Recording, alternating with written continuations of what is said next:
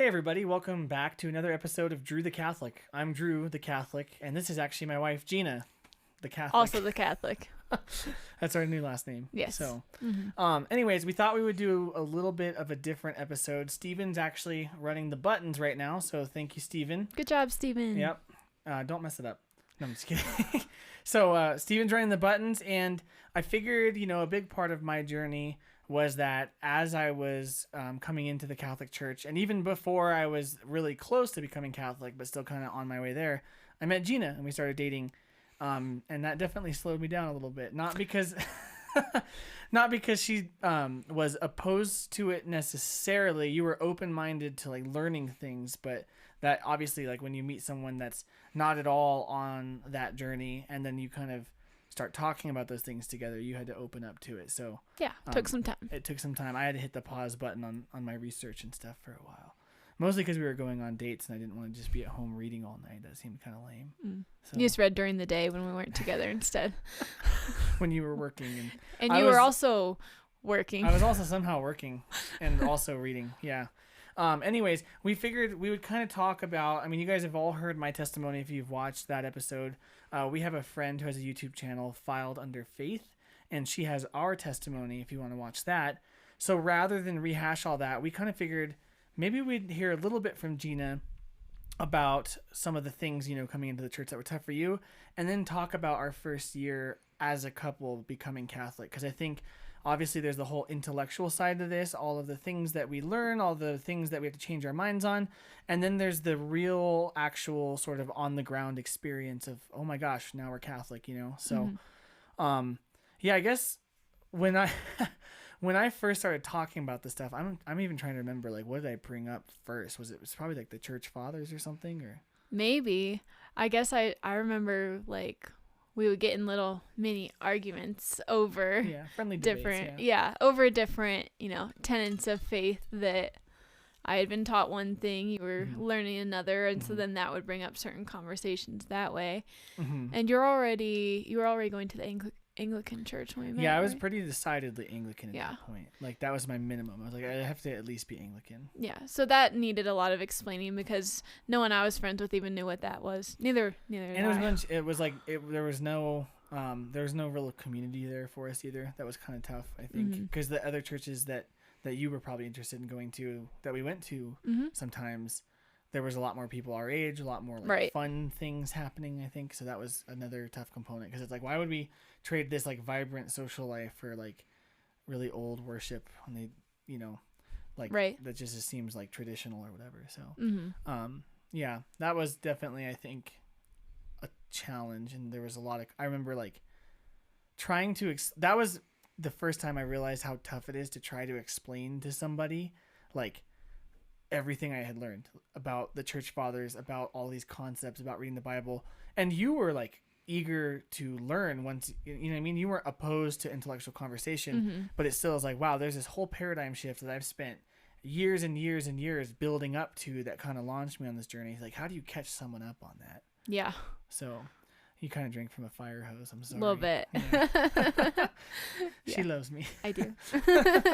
Well, so what, and I feel like this is kind of a weird thing, because I feel like I know what they are, but for everybody else, what were some of your biggest objections to Catholicism specifically as we first started first me telling you, look at all the stuff I learned, and then us together starting to go on that journey? Yeah, I would say probably some of the biggest things that were obstacles at first and then eventually became reasons to join the Catholic Church had to do with the sacraments and what they were and what they actually did.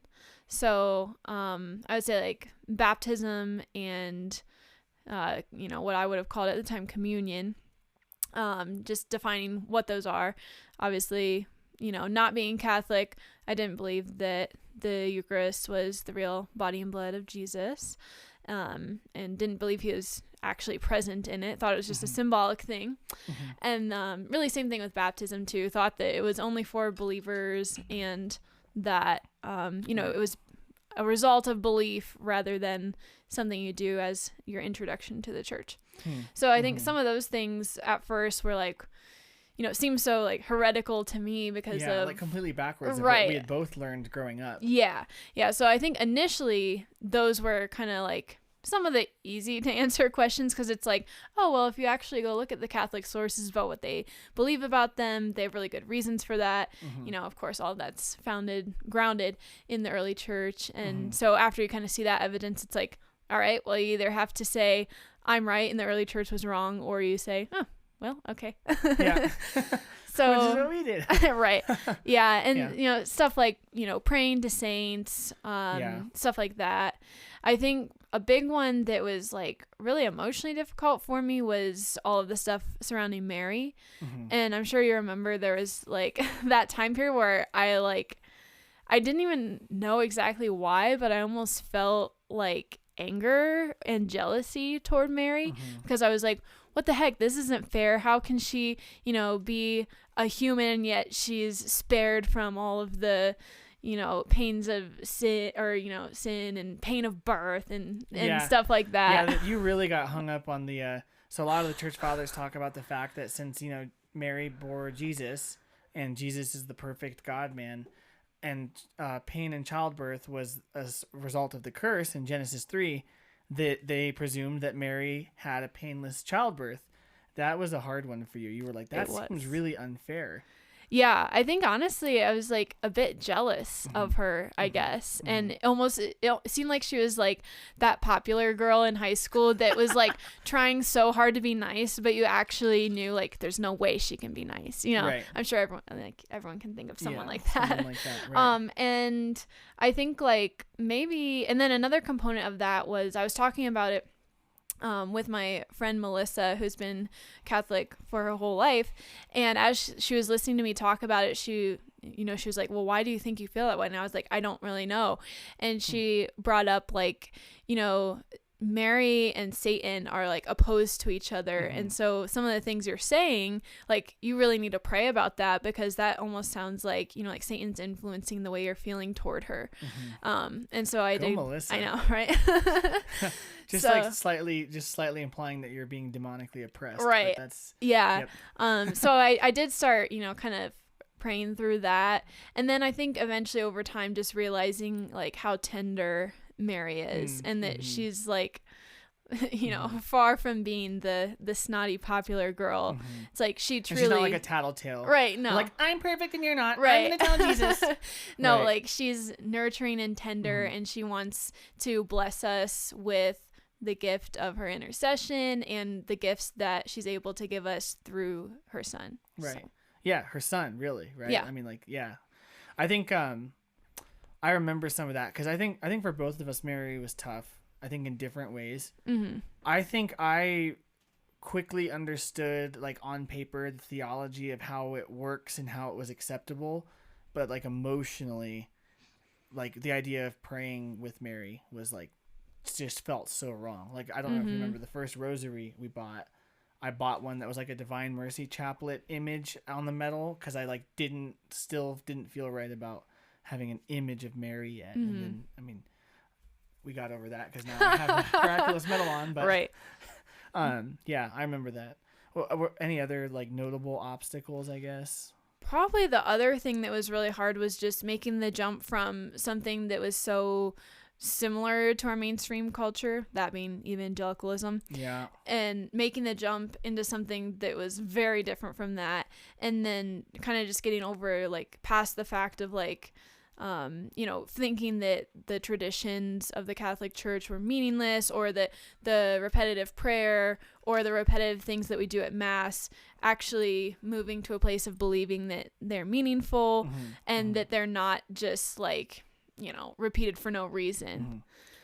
I think that culture shift was a big one for us. Tell us, because I feel like I know your answers because I'm married to you. You should, if you're married to them, you should know what their answers are going to be. Right. Tell us about, you mentioned that evangelicalism in a lot of ways is similar to how we've been encultured as just 21st century Americans or whatever, versus like Catholicism is the opposite of that, right? Yeah.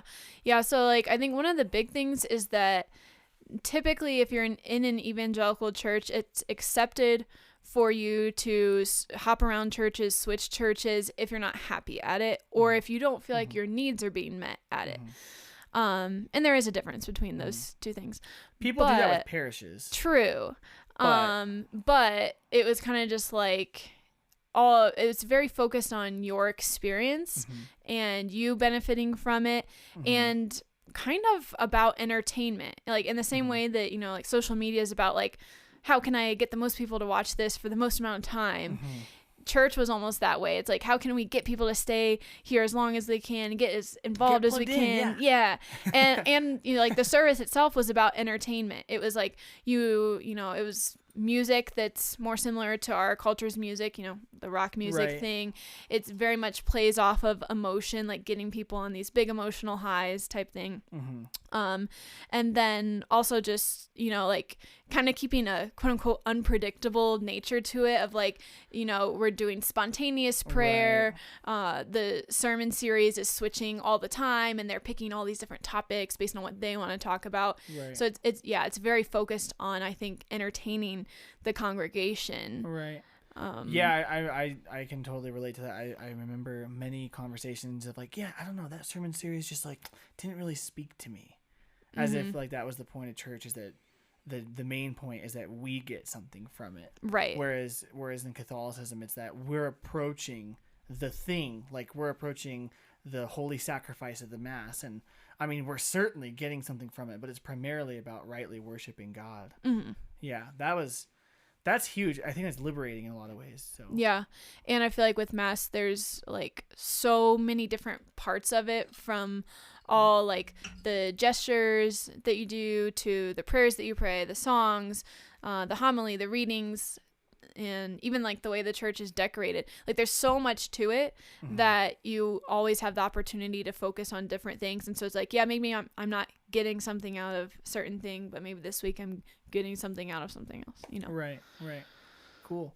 What do you think the turning point was with some of those objections? Honestly, with those, I feel like they didn't really resolve until we joined the church. Yeah. Even the Mary stuff? I think Mary had started to resolve. Okay. I mean, I don't really think I would have been able to go through with it if I didn't at least want to believe all the things about Mary. So yeah, but I think some of the stuff of, you know, getting used to the new structure of the liturgy, and also another big fear was like, you know, are these people actually devoted, or are they just going through the motions? Are we going to be able to find any friends there? Stuff like that was only solved by joining, and then kind of figuring it out later. And it's like, now of course we do have friends that we're making there. We know people that are very devoted, probably like more devoted than most people we know in other Christian contexts, for sure. No, I think that's exactly how it went. I think, if I'm remembering it correctly, we kind of doctrinally were convinced enough to like make the jump, mostly based on the papacy, and there was still a lot of discomfort with certain things, even intellectually for me, of like, okay, I see it on paper, I'm just like, you know, the emotions behind it were still really tough. I think let's kind of talk about that then, the challenges of our first year. So we joined the church on, was it March 13th of 2021? Right? Yeah, March 13th of 2021. And so it's kind of interesting because we got married in March 28th of 2020, like 2 weeks into COVID lockdowns. Yeah. So all of our, like the very end of our experience of conversion, really, I think the thing that pushed us into the church was COVID gave us a lot of time to like really dig deep on this stuff, because we just couldn't go anywhere for the first like month or so. Right. But then we had this experience, and if you remember this, where we were like watching, you know, Bishop Barron's sermons, and that was good because we love Bishop Barron. And then it was like, okay, now we can start going back to church, now we can do RCIA.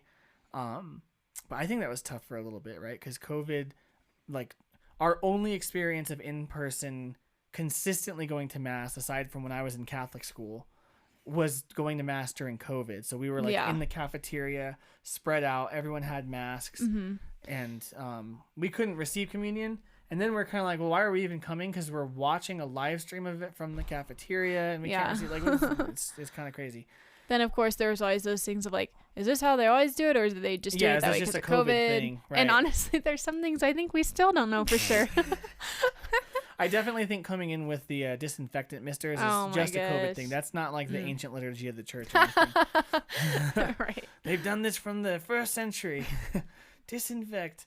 Oh, it's, yeah. I think that made it a little tough just circumstantially because like we were making a really, really big move. And I think for me, I was like, oh, we should come through the church and everyone should be like, yeah, you came, and be very excited that new people are here. And it should just be like, you know, a victory lap or something like that. And it's just like we kind of just showed up and it just fell flat. Right. That's how I felt, at least for a long time, just mostly because of COVID. And we didn't meet anybody for a long time because of that either. Probably honestly the first like 6 months. I don't think we really because they weren't really doing any events either. Right. So it's like if you weren't going to meet someone at mass and there wasn't really a social event or any sort of, you know, Bible study or anything, how are you going to meet anyone? Right. And then we started going, we still were, I think, convinced enough that we're like not going to let that turn us away. Yeah. So we joined RCIA. How was that? Not our favorite. No. Yeah, don't let a bad RCIA discourage you, because everything eventually turned around, but our RCIA was really not one. So like most of the time it starts in September, goes till Easter. The person that did our RCIA was like, well, we know we're going to accept your baptism, so we'll just do we'll put you in an adult confirmation class. And it was like 6 weeks. And we didn't really learn something anything. Like that. It was a good thing we were researching ourselves, because they gave us like children's level books to read through, and we have like an illustrated confession guide. So just wasn't the best. Didn't really have the depth of or the convincing nature that we thought it might. I thought RCIA was going to be like the most intellectually rigorous thing, which is funny because we have a friend who's joining the church this Easter, or well, by the time this episode is released, he'll have been communed actually, so he'll be a Catholic, and he had a really excellent RCIA. So it's kind of funny how it's like as much as like from the outside Catholicism thinks it seems to be, at least to Protestants, this like top down thing where the Pope is very important in your everyday life. Honestly, like almost not at all lived out that way. Like we listen to Pope Francis, I'll watch his homilies and stuff, and if he declared something ex cathedra, that'd be important. But for the most part, like your parish experience can be very different from someone else's in terms of like the social life, the programs and stuff like that. So and I think we might talk about this a little bit more later, but also like noticing things you don't like at your parish isn't a reason to be like, well, this is a bad parish, I need to find a different one. It's more so a reason to be like, hey, how can I maybe help with something or with a need that I see? Which is kind of what we've started getting really involved. So so the other things, let's see, well, there's the big one, the big thing over the first year that was a struggle. So we started actually, we researched this, which now they're like, what is it? What is it? Natural family planning. Dun, dun, dun. Before actually converting, obviously, because that was like not only do we have to accept these like de fide dogmas, but we also have to follow the like current moral teaching of the church, which is and always has been something akin to natural family planning, which again, so crazily countercultural. Yeah, that was a really hard thing too that I struggled with at first, because I was just like, well, I don't want to do what the church is saying. Why do they get to decide this? Why do they get to make my life so hard? You know, that was kind of my attitude. So not a very good attitude. No. Well, I think we were both bitter for a while. Like, when I was really at a point where I was like, all right, I gotta be Catholic tomorrow. And then we found that out and I was like, I'm never becoming Catholic. That's too much. Yeah. So, yeah. Yep. What do you think changed for you on that? Well, honestly, not until we had Gwendolyn. Not until we had a kid. Yeah, because when we found out, so we'd been married for about a year when we found out that we were pregnant. And we were not intending to be yet. Yeah, it wasn't the plan. But we had started kind of practicing natural family planning because we knew we'd be entering the church. Right. But we didn't take a class on it or anything. No. We were just like, we got this. Yeah, we were kind of pretty undereducated. Couple Google searches. And so that like bitterness for me just got worse, honestly, when we found out we were pregnant. Yeah.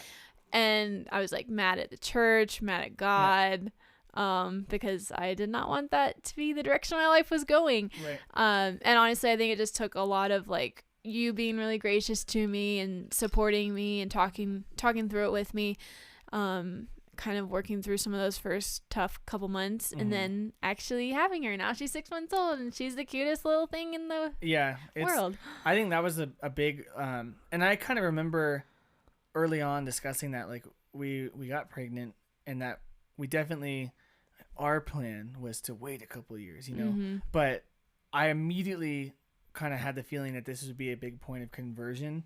Because, we always talk about, it's not like you just convert to Catholicism, you're done. Like, you're continually converting with the Lord. You're continually going deeper. And I was like, oh, I know what God's doing. This is him stripping us of selfishness, And he definitely, I think, has done that with Gwendolyn. But in, like, the cutest way, right? Because it's not like you're like, oh, man, this thorn in my side stripping me of my selfishness. You're like, well, of course I want to take care of her. She's adorable. And, right. You just, like, have to love this person. Like, you biologically can't not love your own kid. Right. But I think it's been a really big gift in that sense.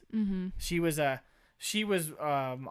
joy of the first year, I think, which is kind of funny because NFP was one of our biggest, like in as we were getting close to entering the church, that was like our biggest obstacle, I think, that we shared. But I think it's been like the biggest source of joy from our faith. Yeah. Just because of who it made. Right. Which is kind of neat. Yeah. Yeah. So in 18 years, Gwendolyn, when you're watching this, you can thank the teaching of the College of Bishops for your existence. There you go. She's like, wow, I'm so embarrassed that you ever said that. And it's public and it's on YouTube.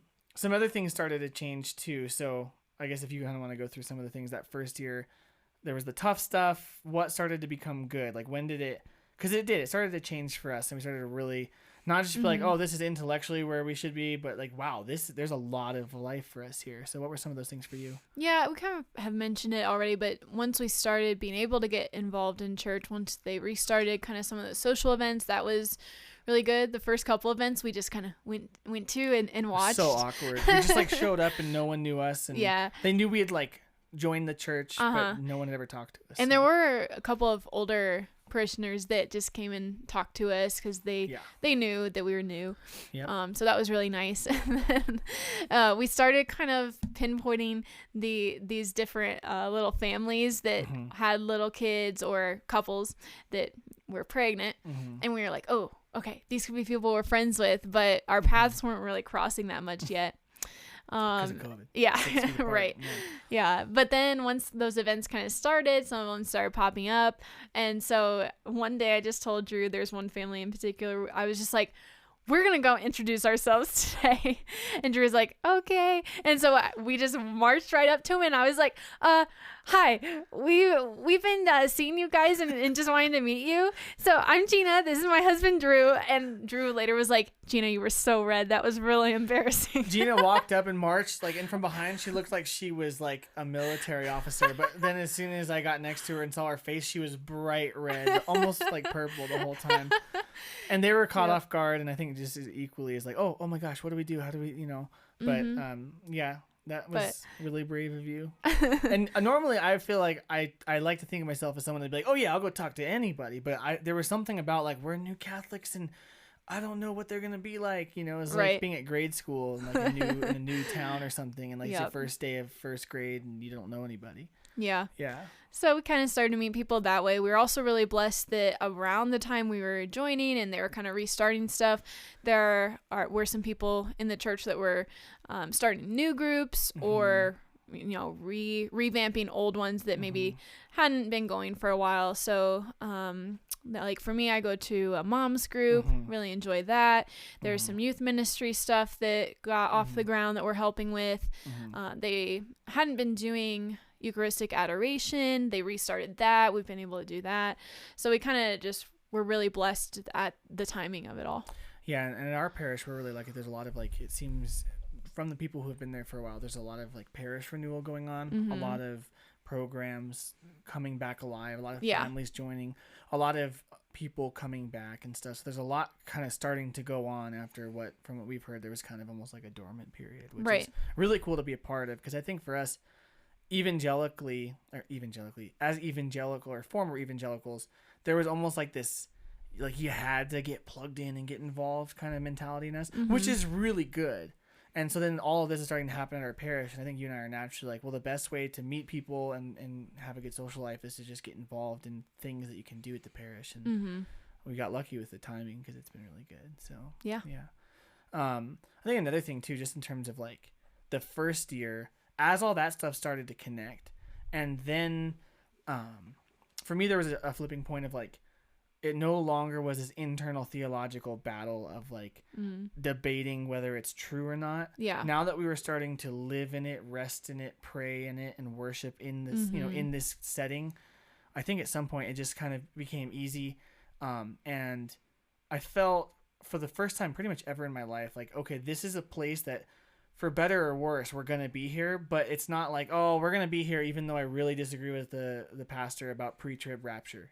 It's like the theology we are 100% behind. It's the people that fall short, and I think pretty quickly our response was like, well, that means that we just need to be better at loving the people, or we're the people that suck and we need to be the ones going to confession and repenting and growing and stuff.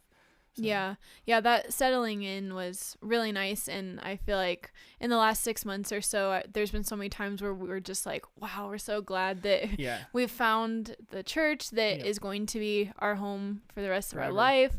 And, sometimes driving past all the other little churches in our town, it's like, oh, it's so nice just to know that we're at this one that's globally unified in doctrine and liturgy and practice. Yeah. So. Yeah. And then like we're as opposed to like driving by a church that like shares a denominational name with you but has a sign that you're just like, what? And there's a lot of different variations of what would make you say what on any sort of theological spectrum around here. So it's interesting. Yeah, and there's just like, we know that there's a richness there that we're going to get to explore and experience in terms of like learning about lives of the saints, different writings from people in the church over time, so many books. I mean, there's just so much for us to uncover there. And it's almost like, I think someone we know talked about like Catholicism would be like the fine wine, and it's whereas some of the other stuff we're going to is just like LaCroix or something. Yeah, LaCroix. It like sat next to it for a while, which is true. Right. I think that's true. And I remember you mentioned one time, and maybe you could speak to this, that sort of maybe a surprising, joyfully rich thing became the prayer expressions. Yeah, I think at first I was like, well, why am I going to want to do any of these, different types of prayer? I just, I want to say whatever I want to God type thing. To repeat this stupid litany. Right. Yeah, which I can still say whatever I want to God, but I would say that my prayer life is a lot more well-rounded now. I think before it was like more focused on like asking for things, and just kind of like talking with God about what was going on in my life. And I still do that, but I don't think it's the primary focus of prayer. And so if it's like, if your prayer is a pie chart made up of all these different things, it's like, I feel like mine's a lot more evenly filled out now. And one of the things I actually really liked from the beginning were litanies, just because I felt like it is this repetitive thing, but it gives me space to think about that aspect in my head. If it's like an aspect of Jesus, I can think about that in my head and kind of add to it on my own, in addition to going off of what's already there. So I really liked litanies because they paired that. The contemplative part of that. Yeah, so I think, and I'm still enjoying those a lot. Been using the Hallow Prayer app, which is great. Speaking of today's sponsor, I'm Matt Fradd, and this is Hallow. It is the #1 Catholic prayer app, and it's not just a good Catholic app, it's a good app in general. If you look up meditation apps, you find all sorts of new agey things filled with doctrines from the bitter pits of hell. Hallow is purely 100% Catholic, and you can sign up at hallow.com/Fradd. There you go. Shameless plug for Matt Fradd to benefit. That's how much I watch our the show, right? Because I can like do his ad read. Oh yeah. But we're gonna get roasted for that. Someone's gonna be like, dude.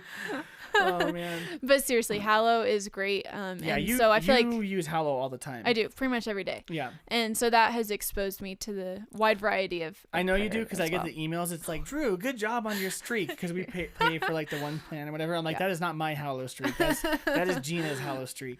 Yeah, so that's been really great, especially with some of the different liturgical seasons. Like, I had never really been able to do anything different for Advent or Lent in terms of prayer. And that makes it really easy because they have it ready for you. So it's nice. Yeah, no, I agree. I think it's been really good. And I've seen you really like dive into that and flourish in that. I've still kind of struggled with prayer. I feel like I'm just now kind of getting it sorted out. But I've never had a consistent prayer life. And now I'm starting to find myself in one a little bit, if that makes sense, which is kind of interesting because I think just in general, being Catholic, you pray just a heck of a lot more. Yep.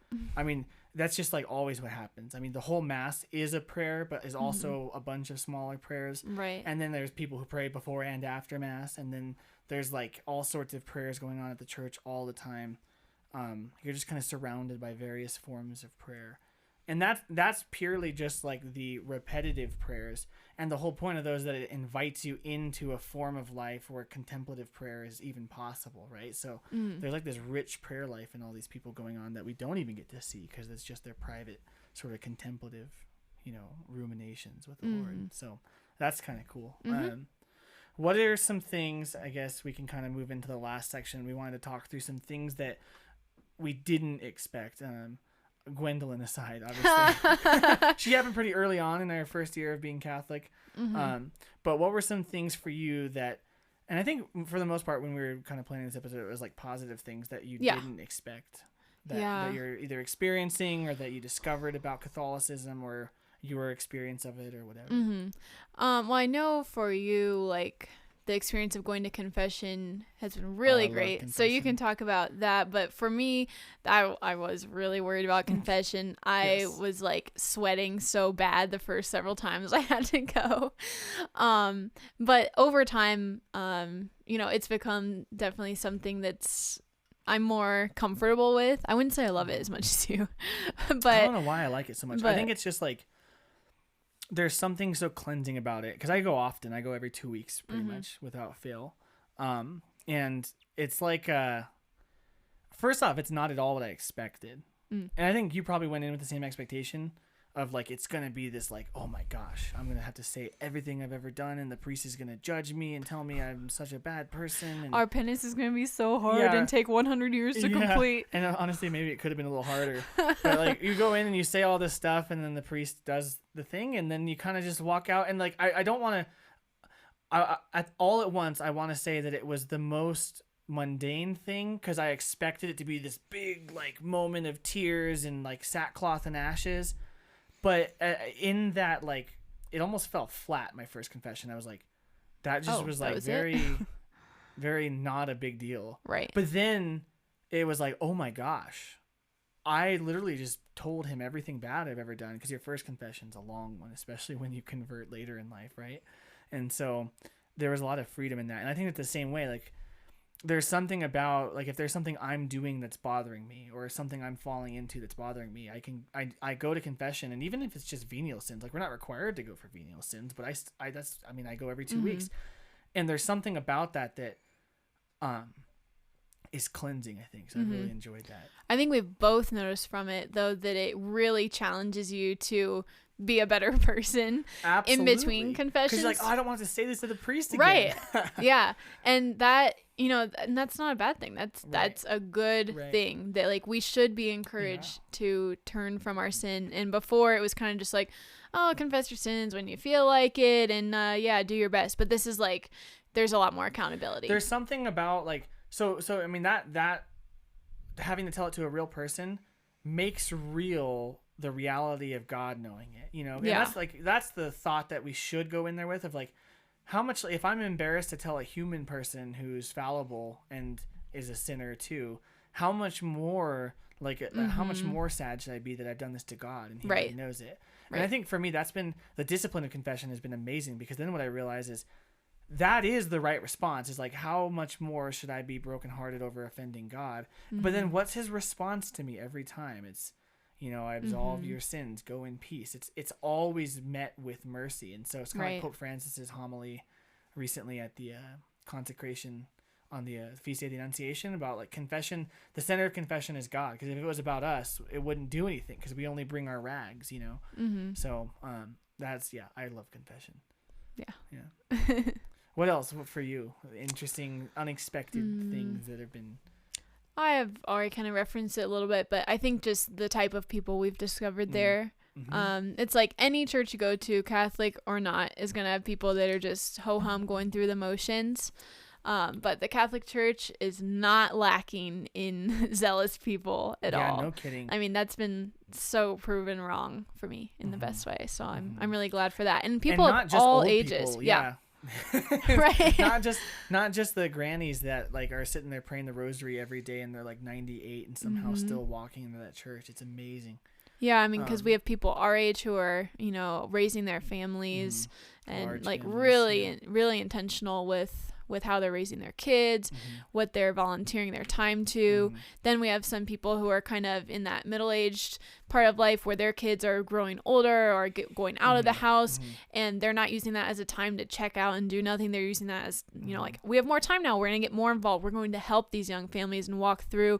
And then, like you said, all the older people who are, taking care of the altar linens and taking care of organizing adoration, stuff like that. Just like people are making it happen. Yeah. I will say it's easier to have a heart to serve the church when something as important as the holy sacrifice of the Mass is going on, and not just like a pep talk, Right. But I think for both of us, we've had a very large increase in like our desire to be actively working for the good of our community, our parish community, and our community at large. So that's been really good. There's been some fruit there. Also, and maybe you can speak to this a little bit, I think the unexpected thing for both of us before and after becoming Catholic was like way more spiritual warfare than we've ever encountered. Yeah, definitely. I feel like for me personally, a lot of it was just like, Satan taking advantage of my bad attitude and allowing it to kind of develop more bitterness in my heart toward different, toward the church, toward Mary, toward the saints, toward ideas. So I think, having to work through those and then also getting to receive the sacraments, I'm sure that has helped. Thank you, Lord. I think so for both of us. So I feel like a lot of it for me were those internal battles and just like not wanting to be in control of my own life and having to surrender that and surrender to the teaching of the church. Yeah. And then I think for me, for both of us, there's been like some pretty surreal sort of experiences, usually very late at night, either with dreams or bumps in the night that are not just like, oh, that was probably a ghost, but like some real like uncanny things in terms of timing. Weird things I've woken up and I've said out loud and I'm like, who is that? And then I look it up and it's like a saint and I'm like, oh geez, that's crazy. I didn't know that person existed.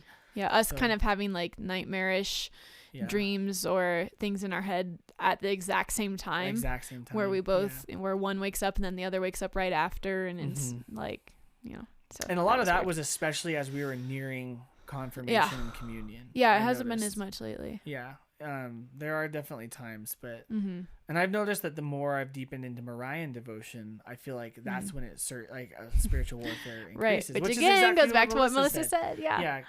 So anyways, lots of surprises, good things, tough things. Overall, first year in the church, what'd you do again? Oh yeah, definitely. Yeah, cool. Me too. Yeah. Thanks for becoming Catholic with me. Thanks for becoming Catholic with me. I always say I'd like to think I would have got there without you, but you helped it be faster so that I can enjoy it longer. I think you were on the path. So what I don't know if we talked about this even in Megan's video on Filed Under Faith, but she was already investigating the Jewish roots of Christianity. So I think that you would eventually have stumbled across Brant Petrie or whatever and just been interested, and that probably would have done it. Yeah, like our first I just already knew who he was. Our first lunch date, I walk in with a book I've picked up from the library, Every Man's Talmud. And I was like, oh, that's my wife. That is what I thought. So. Just random super nerdy Jewish book. Yep. So... Cool. Any other thoughts on settling into Catholicism in the No, first I year? think overall, all things considered, I think it's been a really good first year, and I think we're really excited for seeing what's in the future. Yeah, I think it's probably the most on fire I've ever been, and I think that's probably true for you in some ways as well, in terms of just our own personal relationship with Jesus, because that is a thing Catholics do. It is. and also just the way that it's made us. I think for our marriage, it's been better. I think it's been sanctifying for both of us in lots of ways. I think it's made me a better person, I hope. It's certainly highlighted a lot of my flaws because I go to confession every 2 weeks. But yeah. It hasn't shortened your phone calls though, because you have so many things you want to share with people about the church. Yeah, my phone calls have gotten longer. My phone. It's a good thing it's like unlimited minutes, or you'd be yelling at me. Right. Yeah. Cool. Well, that's it. That's all we wanted to talk about. Really, was just kind of settling in, because I think for anyone on this journey, at first, for most people, I think there's a lot of intellectual hurdles. There's a lot of ideas that you have to accept, a lot of new ways of thinking. And the reality with any sort of faith, any sort of system of thinking, religious or otherwise, in any part of your life, is as your thoughts change, your reality, how you live your life changes too. And I think that's probably an underrated part of conversion, is like the settling into a parish and actually starting to live the Catholic life. Because I mean, cradle Catholics have been, they've been doing the dance their whole life. And so we didn't know when to sit, when to kneel, what to say. So you have to learn all of that stuff, but then also integrate it into your life. And so it was really good for us, but there were some challenges. I guess my last thing I would say is, if anyone is in RCIA, you're in a parish and it feels dry, you're not having a good experience or whatever, don't give up, because just because you might have maybe a poor experience in RCIA, or that might not be like the healthiest parish. First off, not every parish is like that. So if it is just horrendous and no one wants you to change it, then I guess maybe find another one if it's close to you. But for us, we've had the beautiful experience of getting to relish what's really, really good about our community. And then everyone in our parish that's really involved is starting to work together to revive some of the things that have maybe been a little more stagnant. And that's been a really beautiful thing. So, it is. Yeah. Yeah, it's pretty cool. And then it's really neat to now have a daughter who we get to raise on the inside of the church. So she didn't have to experience the same really, really dumb church hopping, never doctrinally agreeing with your pastor thing that we had to. So, yeah. Any final thoughts from you? No. Cool. All right. Well, thanks for watching. Again, I'm Drew the Catholic, and this is my wife, Gina the Catholic. And so if you want to keep watching this show, we'd love it if you just subscribe to us on YouTube, or if you're listening wherever you get podcasts from. For the most part, I'm pretty much there too. And yeah, if you think there's someone else who would benefit from this episode, maybe they are considering converting, or they have converted and they're having a good time or having a tough time, or just having an average conversion experience, which is both of those things at once, please share this episode with them. We'd love it to be helpful to somebody. So with that, we'll see you next time on Drew the Catholic.